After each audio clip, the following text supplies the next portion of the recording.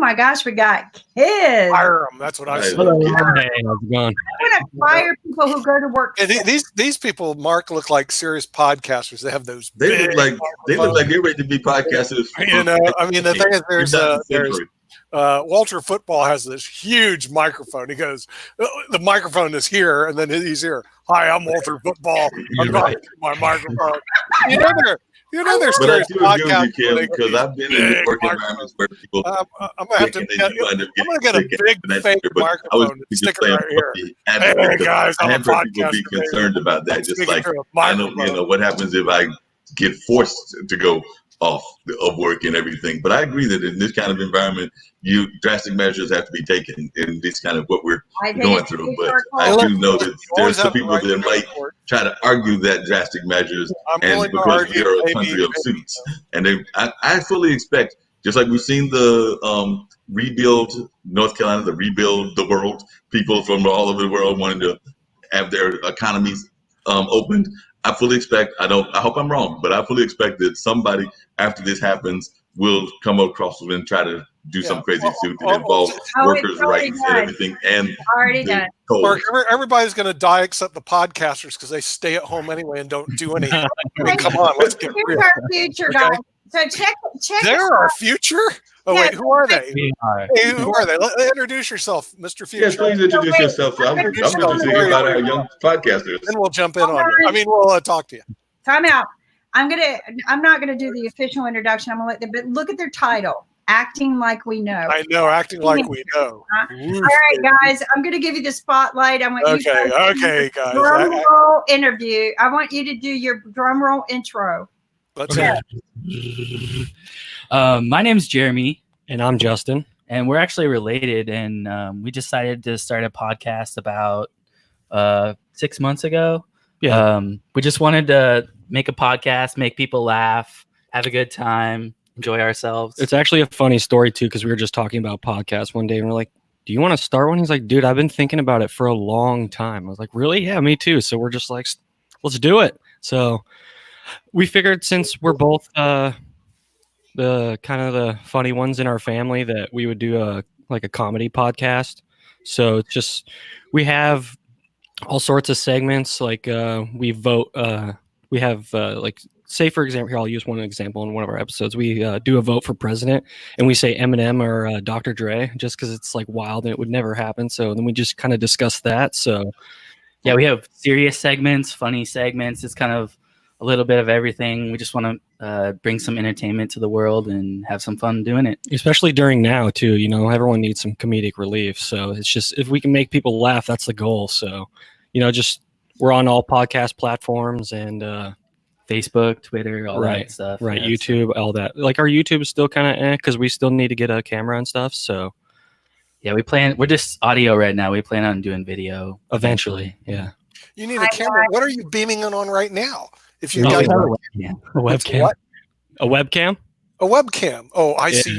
You need a serious camera, right? Okay, right. Here we go. Here we go. I got one right here for you. I'll send it to you. Here. Oh, wait, this isn't so serious, but it's a camera.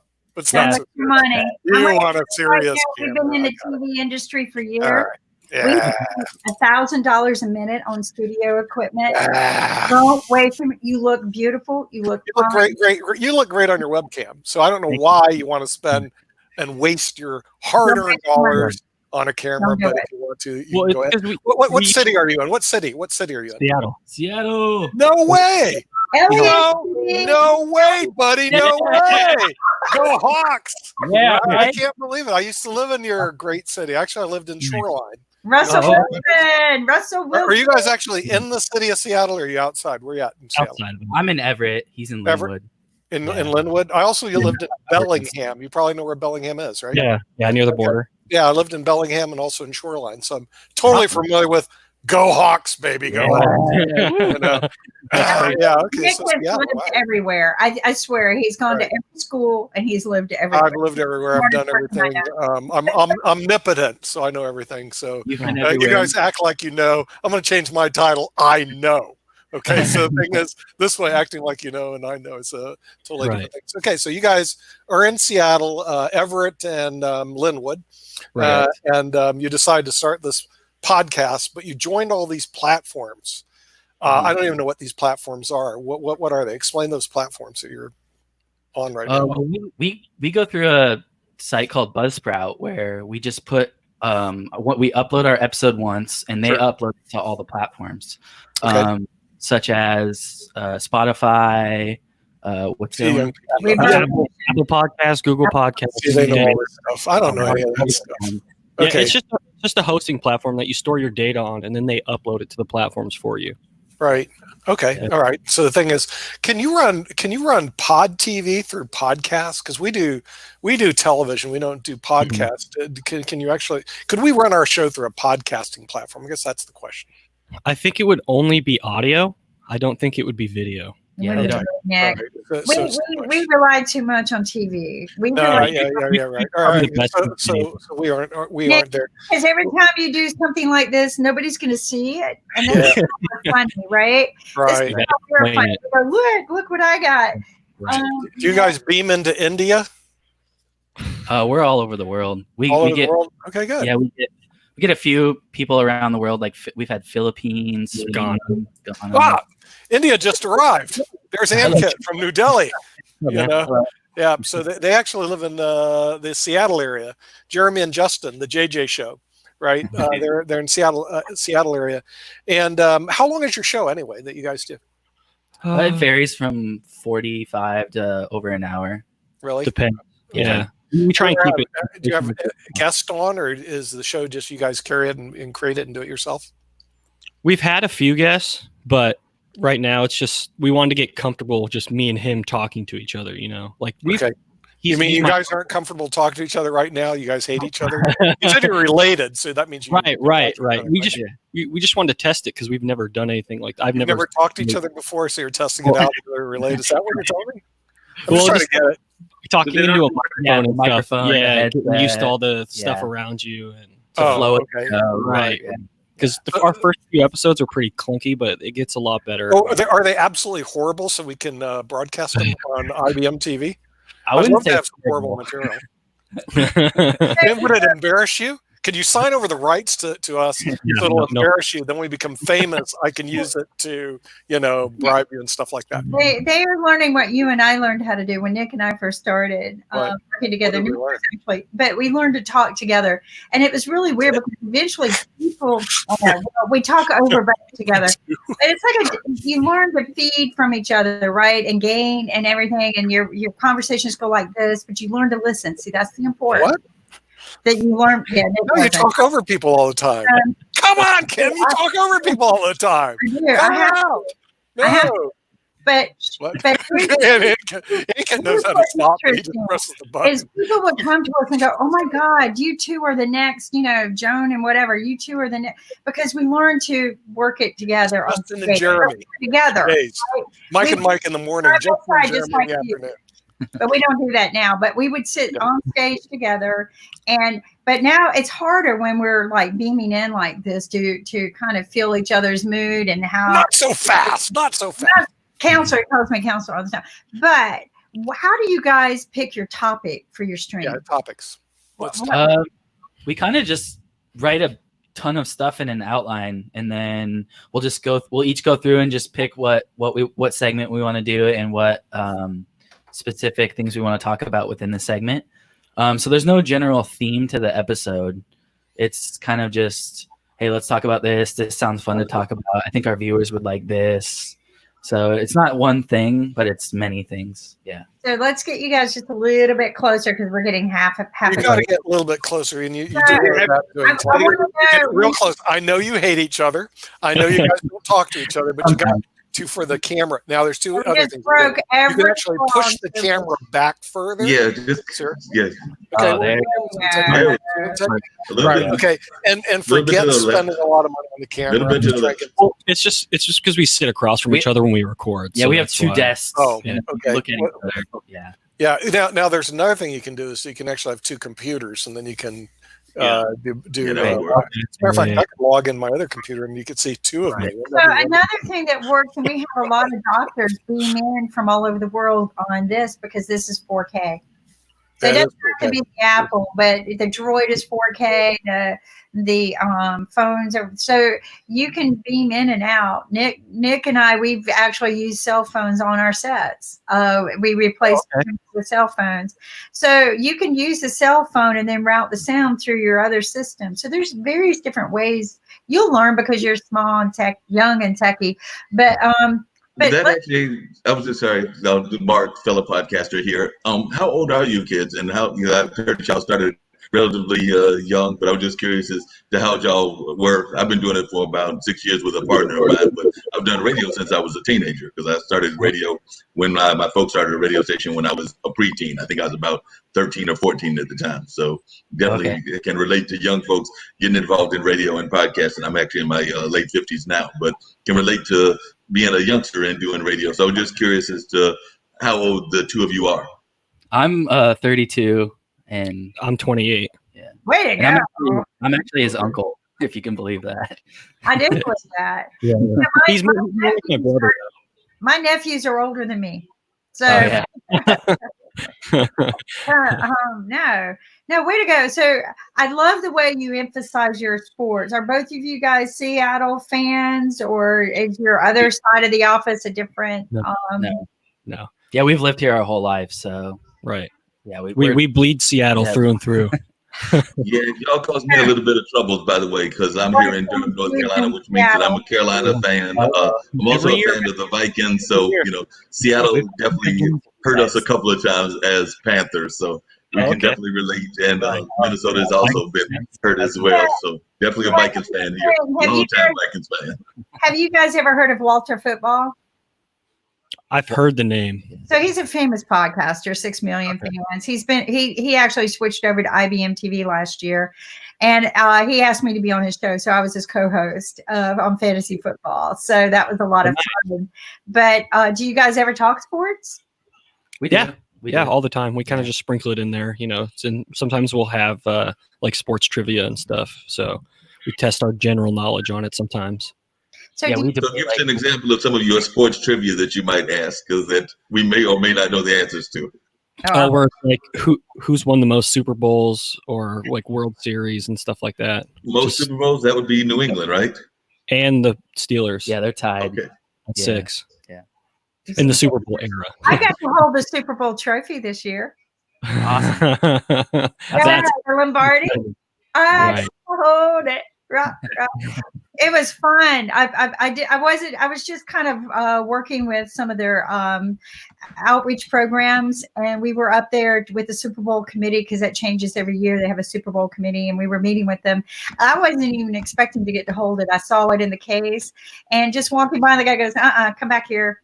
And they take out white gloves, right? And you have to wear white gloves. I'm shaking. They got this linebacker kind of guy coming over to hand it to me, right? And I'm shaking. He goes, "Don't you drop this? Don't you drop this?" And you think it's going to weigh 200 pounds, right? Because it looks big. It's super heavy. It does, right? So the weight of it is truly the responsibility of it. Okay, it only weighs 7 pounds. What? Wow. Yeah. Really? Yeah. So the weight of it, because like when he handed it to me, in my mind, I went, right? But responsibility, it's everything that it represents. That's the weight of it. Right. It's what it represents, right? And you're holding something that represents billions of dollars in industry a year, millions and millions of hours of sacrifice, of people just battling it out to have that one moment of holding it. And who do they get to? Me.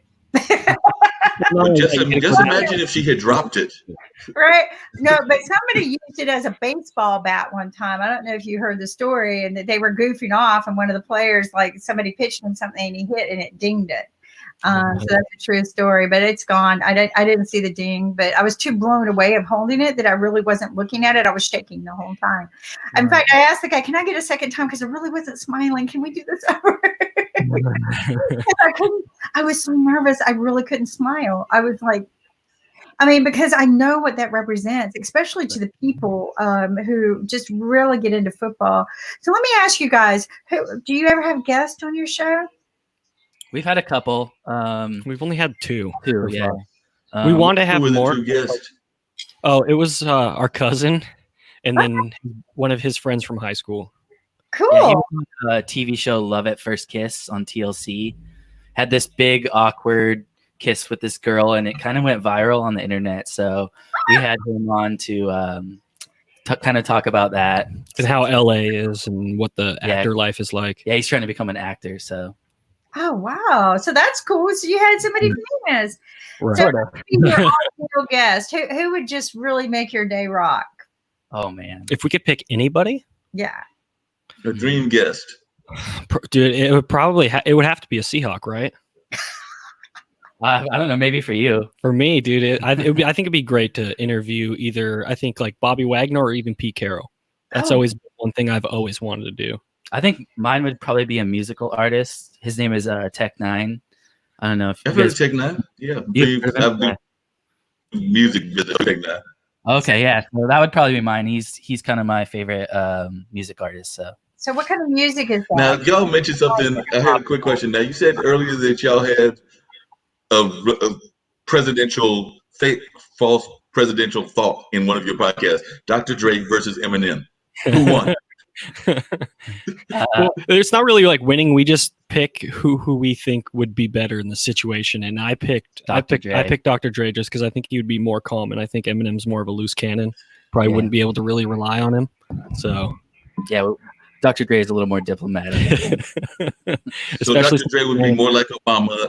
Eminem would be more like our current person. So. Or George Bush. So I heard Bush the other day. Got on and just gave words of wisdom, words of peace and wisdom. That's all he did. He wasn't trying to take over a campaign or anything, but he was one of our presidents, and I think he felt the need just to speak. And there was always something wonderful about his voice, right? Mm-hmm. He was just so calm, even during 9/11. My gosh, when that man spoke, my heart just opened up. I believe you. I know you're going to take care of us. So there's something to be said about somebody who's not a loose cannon, right? That's got your back. And you just feel that way, regardless of what people think about what kind of president he was. I always felt like he was the kind of guy I could sit down and have a bottle of pop with and go, wow, we had a great conversation, right? Right. And so who's your ideal president? I want to each of you. Ooh, ideal president. Just out of the ones we've had? Or historically. Back to one we had, or somebody that you think is ideal moving forward, because it's your future, not ours. Yeah, I would say an Abraham Lincoln kind of person, someone who comes along and does some really good stuff and changes the world for the better. I feel like. Okay. Yeah. And doesn't get shot. Yeah, Kennedy got shot too. So. Yeah, right. Yeah, the great guys do get shot, don't they? Right. Seems like that. I think so. What about you? I would probably have to pick George Washington because he never really wanted the job in the first place. I mean, it's kind of like a cliche answer, but the thing is like he was a general. He didn't want the position. I think some of the best leaders are the people who don't want to lead. Well, I think it's right because they're not demanders; they're commanders. Right. And they just want what's best for everybody else. Exactly. It's interesting that you mentioned George Washington, because I would say the same thing about Dwight Eisenhower, because I don't know that he wanted the job, and he was a general also, and so there were some things. Some things came after him, and of course there were some wars involving him. But I think that he might have had some similar things to George Washington in the sense of being that military kind of background. So I think it helped. Did you watch that series, Designated Survivor? The TV Survivor. Did you ever see the TV Survivor? Oh, yes. Yeah, we watched. So that guy was not in the Senate, and there was an attack on Capitol, and then all the senators would die, and suddenly this guy was a designated survivor after a lot of people, and he is the new president of the United States. And the way he runs the country was different from what the politicians run, because he's not a politician, but he was forced to run it because of the situation. And it's a beautiful series, and I think you're correct. People who are not politicians, if they get a chance, they can run it in a much better way, because they have a clue that what's required and what not, and they don't think politically. They think about the current situation, and then they deal with it. So I want to know from you guys as well, while we're on the topic of political and your future, and he's got a good point there. What do you think of George Clooney if he ran for president? George Clooney. I don't really know much. Yeah, I haven't really paid much to what he's said in like politics and stuff. Like I just know him as a really good actor.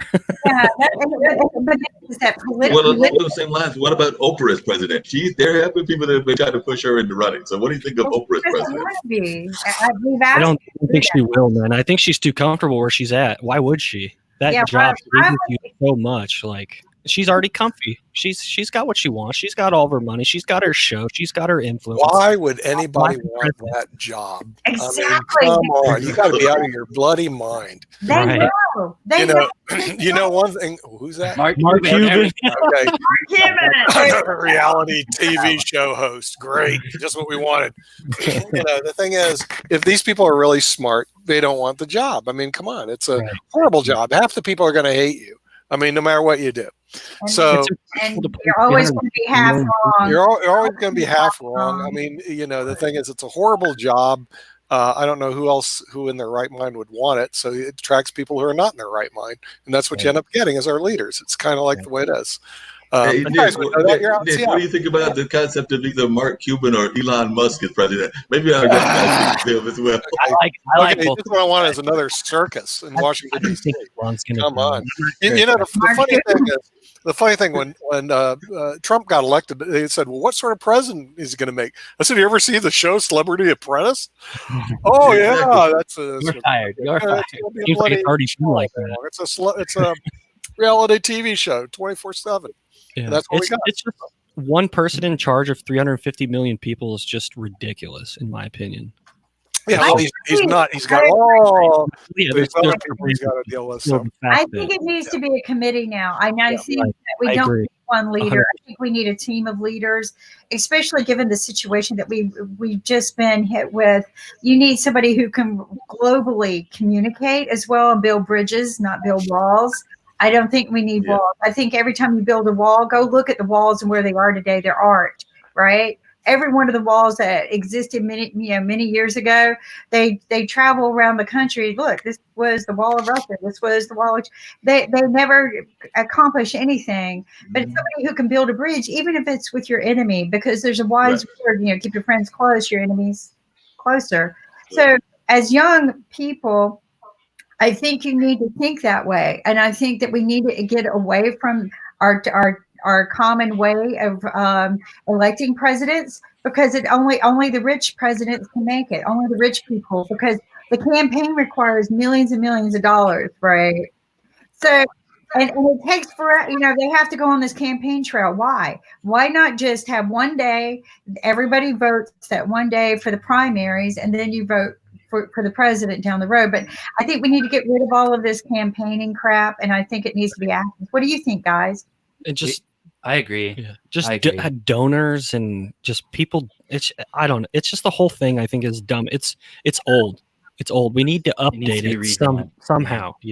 Like I'm not a politician or anything, but I just know that from the fact of what I've seen in the last 28 years. It's just it needs to change.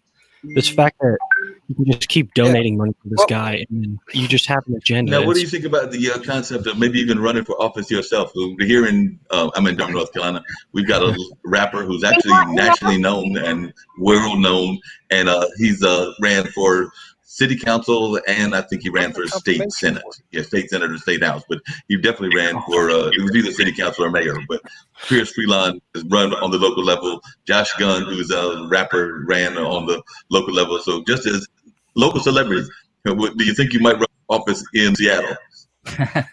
I think it's really hard, man, because I'm not cut out to be a politician. I can tell you that. I think I could do it, but I just don't want to. Good answer. Stay away from them things. Spend more time at the Seahawks game, baby. So let me tell you about raising money. This sent us all $1,200 stimulus checks. You know what we need? We need a viewpoint. We need a viewpoint from Russia. I need somebody from Russia to show up. Oh, there he is. Wait a minute. There he is. Somebody from Russia. Alexander Starr. Get this guy back on, man. We need a Russian here, baby. Okay. A Russian who lives in Canada. Before we go, do either of you guys play chess? No, before we get Sasha on, do any of you guys play chess? I have a little bit. I'm not very good. Here and there, yeah. My friend I play against, he whoops me every time. So So let me tell you something. Russell Wilson is a avid chess player. Yeah, Russ Wilson. Do you guys know Russ Wilson by chance? He's a good friend of ours. Yeah. We should bring him on. We should bring him on the show. Like, have you ever met Russ Wilson? Have you heard of him? He's a guy in Seattle. Russ Wilson. No, haven't heard of him. No. Okay. Anyway, he plays for this team. He's a good friend of ours, so we're going to bring Russ Wilson so you guys can meet Russ Wilson. Your Attorney General Bob Ferguson is probably one of the most prominent. You guys know the Attorney General Bob Ferguson? Heard of him? Yeah, heard of him. He's been on our show too. Very smart. Okay. Yeah, matter of fact, he's on one of our shows. We have one of the best attorney generals in the country. He's a good chess player. And he's a good chess player as well. So, Sasha, the Attorney General in the state of Washington. Should I draft? Because I got a fantasy football team coming up. But you know who is the most famous player from Seattle? Sasha. Yeah, I know who it is. Most famous player in the world. Yeah, that's right. Yeah. Now Sasha's from Moscow, where they drink vodka, play chess, and watch ballet. That's kind of what Russians do. They go, "What do you do?" I drink vodka, play chess, watch ballet. What? That's weird. We're from Russia, but he now lives in Canada, so you got to speak Canadian, eh? You guys know how to speak Canadian. Yeah, that's right. Let's go, By the way, I just finished talking to Lev Psakis, Grandmaster. I know who Lev Psakis is. He's also an attorney, by the way. At one point, he was one of the strongest in the world. Of course, he's older now. But we just talking about different aspects of chess, and we reminded this story. He was telling me that it's incredible chess culture in Russia. Not only is it at one point they dominated chess on the highest level, including world champions and all the top grandmasters, but also that the culture was that almost every schoolboy knew how to play chess and played on quite a high level. And it was a story, I think I mentioned it once, when Dutch grandmaster Hans Rie, he went to one of Russia and he played in one tournament and he came back. So people were asking how he enjoyed his trip or so. He said, "I will never, ever go there again." So they asked him why. He said, "Because I always had a feeling that any bus driver would crush me in chess." Oh, that's true in Russia. Russia, it's a religion. Yeah. Russia's so different. Okay, and the thing is, if you get tired of listening to chess stories, you drink your vodka. Well, the thing is that Sasha has a really unique chess website, chessstars.com. You can go there, but he's also hosting a wonderful TV show every Saturday, and then he does a talk show on Sunday, which is quite funny because chess players have quite a sense of humor that you don't normally hear about. So definitely, if you get a chance, especially if you want to learn how to play chess or be inspired, check it out. Go check out chessstars.com. Not that I'm here advertising Sasha. She's a paid political advertiser. Oh, by the way, I'm sharing a site with you. Do you see my site now? No, we don't see anything, Sasha. Really? No. Oh, I'm disappointed. I'm disappointed. I mean, you got to press the share screen. Or now these young guys are tech guys. They probably can know how to press share screen. And you probably you guys are acting like we know. Jeremy, do you guys have a website that you could share with us? We don't have a website right now. We're working on Facebook and all those. They don't need a website. Their kids and Facebook works. Oh, wait, I want to see Chess Stars. There we go. Wow. Oh, you see it now. There we I go. want to show you what's happened to me, what a disaster it was. Watch this. Don't tell me you played Lev Psakis. No, I played Alexei Shirov. You played Alexei Shirov? When did you play Shirov? Number 2 player? Yesterday. So guys, see what I have. Shirov yesterday? Yeah. Are you kidding me?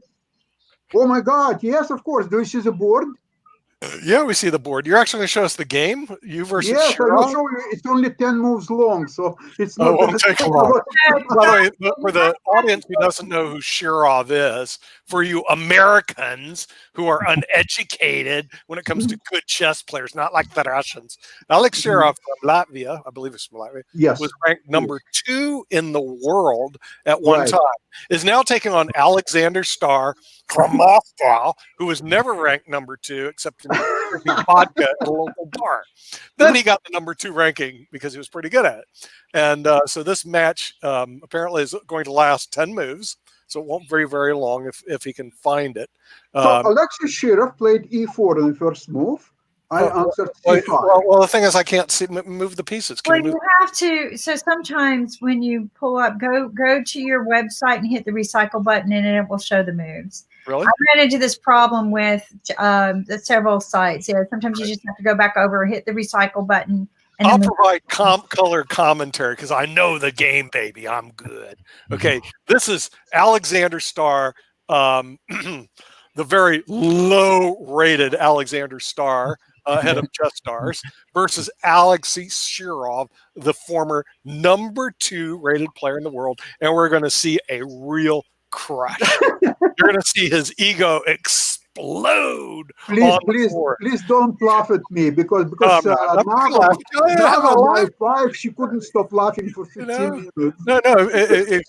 I just want to see the game, man. First of all, to get a chance to play a number 2 player in the world is unbelievable. I can't believe the guy even would talk to you because you're like top player in the world. What are you, a peon?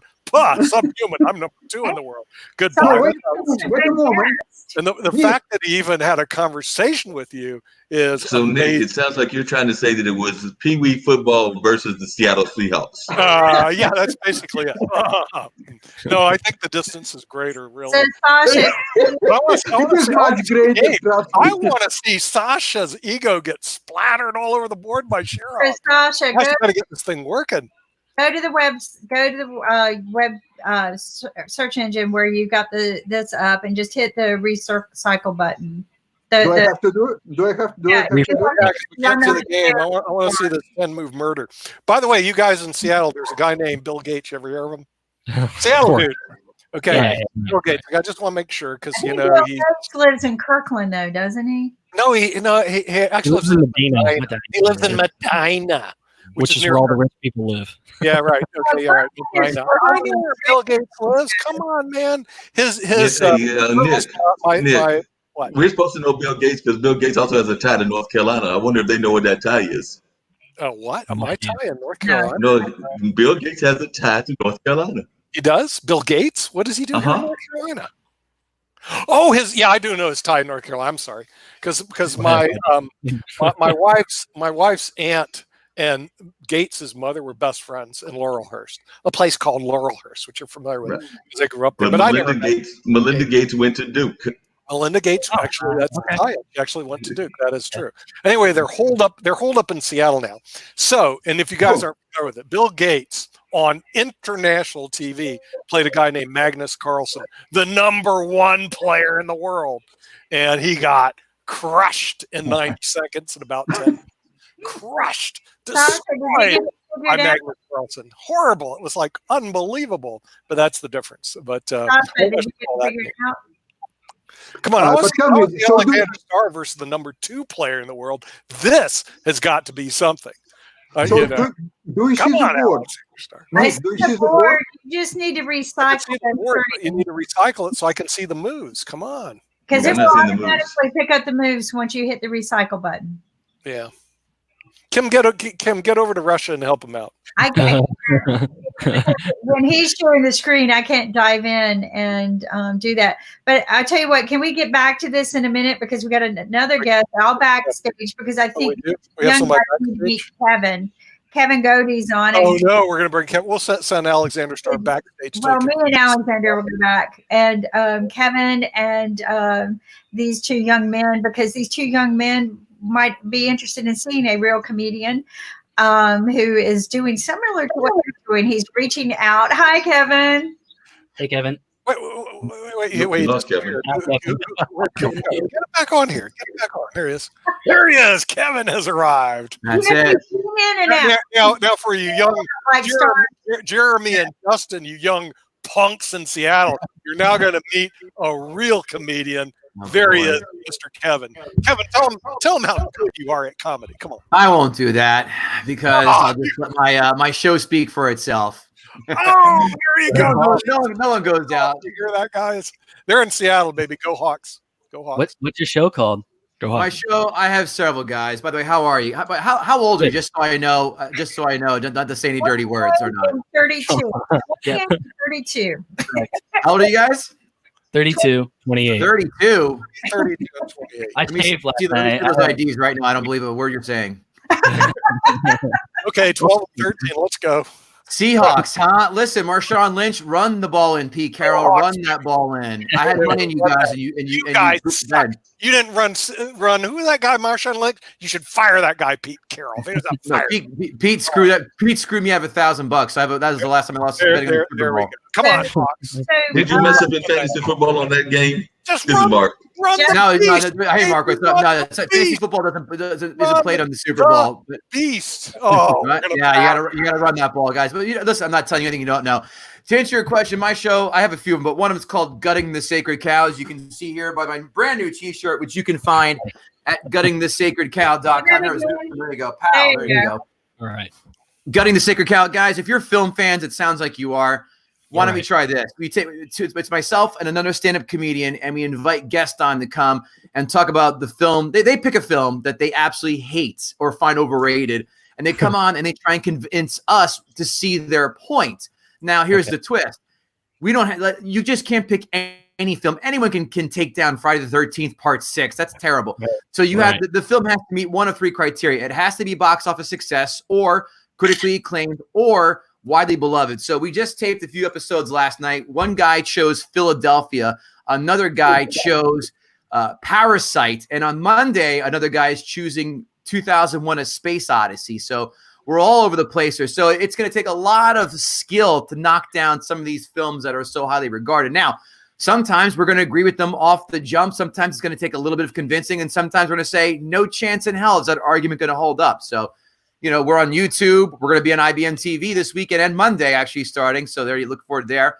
But YouTube, we're on any podcast you listen to, platforms, Google, iTunes, Spotify, iHeartRadio, we're there. So if you're film guys and, you're into, two guys, cracking each other up as well as our guest, then we're the spot for you. They're pretty smart, and they did something very unique as well. They interview everybody about different, team topics, right?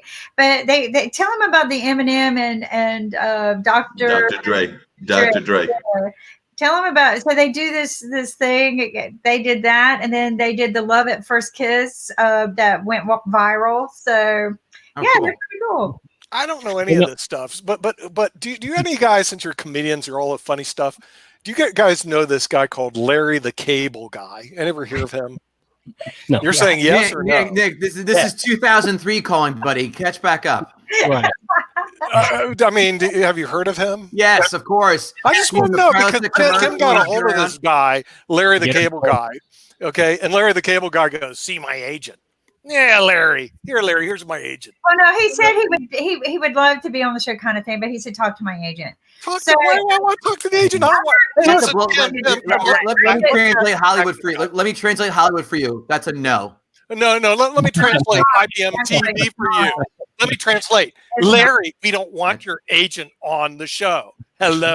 That's what you can put up with this stuff, man. I want to put him with this guy. I think we've got a better chance of getting some of the folks from Andy Griffin than we do Larry the Cable Guy at this point. You have a better chance of getting Charlie the Cable Guy. Cable Guy. We don't want his agent. We want to talk to him. Who got Neil Shapiro? I don't know. You asked him. He got okay. You work him. I'm not going to work him. But if it was moi, I would tell him, dude, I don't want to talk to your bloody agent. I want to talk to you. Some people won't schedule without an agent. They will not, because they don't know their I'll tell my secretary. And here's how they do this. They hide behind their agent, so the agent looks like the bad guy, and they don't. So that's Hollywood speak 101. Snotty people, man. They're snotty Americans. Come on, McCann, tell them you got 1.3 billion followers in India, and these are snotty Americans. I mean, America's snotty. You know, talk to my agent. Kevin, it's Marky. I got a quick Larry the Cable Guy, Mr. Cable Guy, if you're listening to this, people in India don't even know who you are. Movie that you think you would take down? Because we did this on the podcast, and we had my guests come up with some interesting movie ideas, but there's some popular movies that you think need to be taken down. And by the way, Kevin, I'm not too sure that you're going to be able to take down 2001 Space Odyssey. That was actually a classic. Mark, that's going to be one of the easiest ones to take down. That film is an absolute snooze fest. It is boring. Thank you, Tim. The only thing that movie is known for is the music, and that is it. That film is boring. It's going to be an easy layup. Not a problem in the world, Mark. That guy, in fact, the guy who's doing it, J.L. Cauvin, he's now doing the voice of Donald Trump on Howard Stern these days. So he's killing. This is a 2-0 fastball, Mark. Okay. That movie is a bore. That movie works faster than Ambien does, Nick. Let's get with the times, guys. Actually, guys, give me a couple of films you think that are overrated or just flat out hate. I'm just curious to see where you guys on. Yeah, they don't watch. I mean, obviously, they all were, but is the second Star Wars movie, The Last Jedi? Terrible. We did that on the podcast, as a matter of fact. Some guy brought that on there and tore it apart. Right? Yeah, it was literally just like an hour of them crying they were on a ship and they couldn't escape from the ship that was behind them. It's like, are we going to do anything? Or are you just going to have two ships mindlessly chasing each other throughout space and whining that you're going to die? That's how and the Benicio del Toro was about half hour, 45 minutes of nothing. It was horrible. It did not pay off. It dragged. Hey, Kevin, speaking of ships, I got another movie for you that I'm thinking probably is easy to take down, but what about the Titanic? Because we all know what's going to happen. The ship is going to sink. Kevin, you think the Titanic overrated? Very overrated. Not good. Oh, overrated or horrible movie? What is it, Kevin? It's beautifully shot. But it's good. We'll set it right there. Okay, guys in Seattle. Now that he's admitted that, what do you guys think about the Titanic? I was actually thinking that when you get asked the question, so I wasn't going to say it because I thought everyone liked it. But of course, everybody liked it. Come on, no, not everybody liked it. There's always these misanthropes out there, and these people that are degenerates that hate it, and you can't do anything about that. But everybody, you're right. Everybody that's a normal human being liked it, and then there's the degenerates. They're the ones that hated it. But the people who liked it, guys, are the ones who are dopey, who need a happy ending all the time, and they need something that's 2.5 hours for a close tank and an hour. See, this is where Kevin, man, he's local parentis, man. Let me tell you something. It's a happy ending. The dude bloody drowned. Movies are hard to Kevin, to make a case about. I mean, how you gonna make a case about? Kevin's idea of a happy ending is somebody drowns. They crash. You get two people in love, one drowns. Happy ending for the same biggest problem with the movie. Here's the biggest problem with the movie. She's on the piece of earth, but she can't move over for Leonardo DiCaprio, so she lets the love of her life drown. Oh, and by the way, she holds on to the necklace, which could have put her grandkids through college. But nope, let's just drop it to the bottom of the ocean. That's a great idea, right? Her boyfriend drowns.